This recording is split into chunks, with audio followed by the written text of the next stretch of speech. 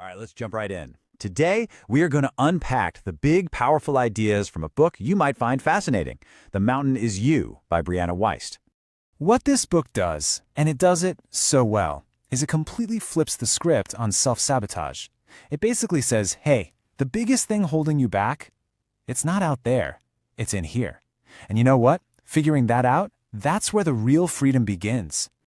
I mean, come on, we've all been there, right? You know exactly what you want. You lay out the perfect plan, and then, bam! It's like some part of you just slams on the brakes, or even worse, grabs the wheel and drives you straight into a ditch. It's so frustrating, and it happens to pretty much everyone. And that frustrating feeling, well, that brings us right to the core idea of the book. It's this powerful metaphor that the whole thing is named after. And this quote, this is the bedrock of the entire book. It's not about beating yourself up. Not at all. It's actually the opposite. It's about taking your power back, realizing that the battlefield is inside you, which means you're the one who can actually win the war. So when she talks about your mountain, she's not talking about your job or your bank account or anything external. Nope. The mountain is that internal clash, right? It's the battle between the part of your brain that's saying, yes, let's go do this amazing thing, and this other, deeper, unconscious part that's quietly saying, not so sure. I need something else first. But before we can really get a handle on that internal conflict, we have got to bust some major myths we all tell ourselves. You know the ones. When we mess up, when we get in our own way, what do? We pull out the labels. I'm just lazy. I have no willpower. I guess I don't have enough confidence. Sound familiar? Yeah. Well, Weiss says that's completely missing the point. It's a total misunderstanding of what's really going on under the hood. Okay, so if it's not laziness or self-hatred, then what on earth is it? This, right here, is where the book just turns everything on its head.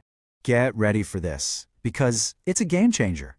Self-sabotage isn't you attacking yourself.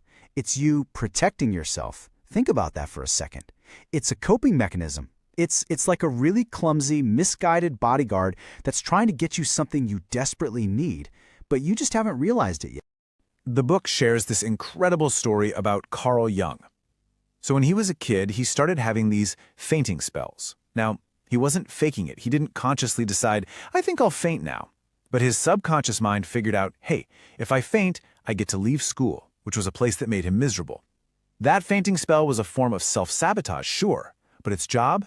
To meet a very real need, to get him to safety. Okay, so that's a cool story about a famous psychologist, but what about us? How does this whole misguided protector thing show up in our day-to-day lives? Let's decode some of our own behaviors. Okay, look at this. This is so helpful. Think about perfectionism, right? That thing that keeps you from ever starting the project. We think it's about having high standards, but really, it's a shield. It's protecting you from the sheer terror of failure or being judged. Or what about being busy all the time, just constantly on the go? That's not just productivity. It's often a brilliant strategy to run away from feelings you really don't want to feel. And resistance. You know when something good comes along and you fight it? That's your inner bodyguard just hitting the brakes, saying, whoa, let's make sure this is safe before we get our hopes up. All right, so we get the what, and we're starting to get the why. So now for the big one, the how. How do we actually start climbing this mountain of ours? And here's the secret. You don't fight it. You stop trying to just bulldoze through it with willpower. That's a losing battle. Instead, you listen. You get curious. The next time you feel that pull to procrastinate, just pause and ask yourself, okay, what am I trying to protect myself from in this moment? That trigger isn't your enemy. It's your guide. It's a little blinking arrow pointing right at what you truly need. Okay, but that's a fair question, right? How do you know if it's a real need or just fear talking? This is such a great tool from the book for that. Your real instinct, your gut feeling. It's usually quiet. It's calm. It's focused on right now. Fear, on the other hand, fear is loud, it's panicked, it's always screaming about a million terrible things that might happen in the future. It feels like chaos. Your instinct feels like clarity. Seriously, learning to tell those two voices apart, that is an absolute superpower. When you boil it all down, this whole process is about one massive shift in perspective.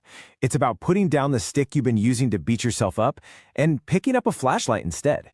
It's about looking at yourself and asking why, but asking it with kindness, not with judgment.